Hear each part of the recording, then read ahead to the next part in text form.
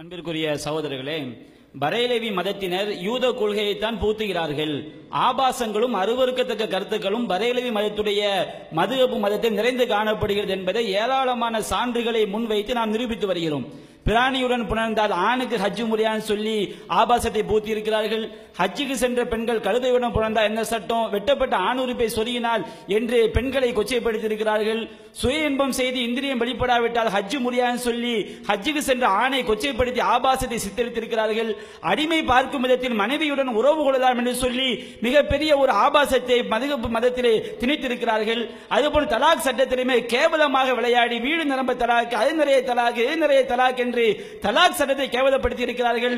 அதுபோன்று பெண் உறுப்பில் உள்ள முடிய அளவுக்கு தலாக்கு, மண்ணு தலாக்கு, துகள் தலாக் என்று தலாக் சட்டத்திலே இஸ்லாத்துக்கு எதிராக மதுஹப் மதத்தினர் மிகப்பெரிய அடாவடித்தனத்தை செய்துள்ளார்கள்.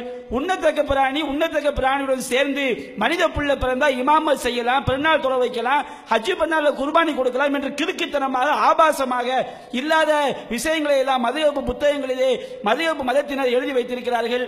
நாயும் பன்றியும் ஒரு இஸ்லாமிய பெண்ணோடு உறவு கொண்டு ஆம்பளை புள்ள பிறந்த அந்த புள்ள நஜீசு, ஆனா தொலை வைக்கலாம், பள்ளிக்கு ஈரம் இல்லாமல் வரலாம் என கேவலமாக இல்லறத்தை சித்தரித்துள்ளனர். கிழக்கத்தவர் மேற்கத்தவர் ஒரு வருஷ தூரத்தில் கல்யாணம் பண்ணா 6 மாசத்துல புள்ள பிறந்தா கிராமத்தில் பிறந்திருப்பா என்று கேவலமாக நடக்காத விஷயத்தை எல்லாம் மதுஹப் மதத்தில் எழுதி வைத்திருக்கின்றார்கள். பின்துவாரத்தில் உறவு கொண்டா அபு ஹனீஃபாவுடைய சட்டப்படி நோன்பு பாழாகாது என்று நோன்பு நோற்றவர் ஆபாசமாக பரிபூர்ண இன்பம் கிடைக்காததால் நோன்பு முடியாது என்று நோன்பு விஷயத்தில் ஆபாசத்தை பூத்திருக்கிறார்கள். மிருகத்துடன் புணர்ந்தால் உழவும் நோன்பு முடியாது என்று சொல்லி மிருக புணர்வை ஆபாசமாக காட்டியிருக்கிறார்கள்.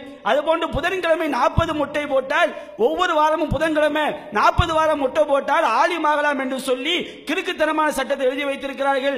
கணவன் மனைவி தாம்பத்திய பிரச்சனையில 4 பெண்கள் போய் ஆணுடைய உறுப்பையும் பெண்ணுடைய உறுப்பையும் பார்த்து சாட்சி சொல்லலாம் என்று சொல்லி மகானி என்ற புத்தகத்திலே ஆபாசமாக சித்தரித்து மதுஹப் மதத்தினர் யூத சிந்தனையை பூத்திருக்கின்றார்கள். பெண்ணுறுப்புக்குள் மீன் பறவை நுழைந்தால் குளிப்பு கடமையா இல்லையான்னு சொல்லி ஆபாசமாக சிந்தனையை செலுத்தியிருக்கிறார்கள்.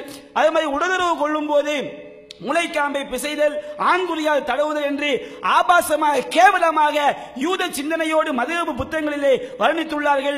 1 வயது குழந்தையோடு ஒரு ஆண் புணர்ந்தால் 1 வயது சிறுவனோடு பெண் புணர்ந்தால் என்று கேவலமான ஆபாச சிந்தனைகளை மதுஹப் மதத்தினர் தங்களுடைய புத்தகங்களிலே இட்டு கட்டியுள்ளார்கள்.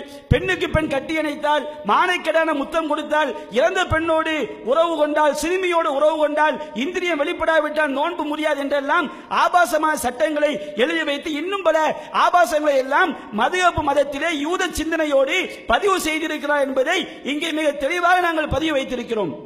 அது மட்டுமல்ல, இன்னும் ஏராளமான இந்த மதுஹப் மதம், யூத மதம், இதற்கும் இஸ்லாத்துக்கும் எந்த சம்பந்தமும் கிடையாது. இது நபிகள் நாயகம் காட்டிய பரிசுத்த இஸ்லாத்திற்கு எதிரானது என்பதற்கு ஏராளமான விஷயங்கள் நாங்கள் எடுத்து வைக்கவிருக்கிறோம்.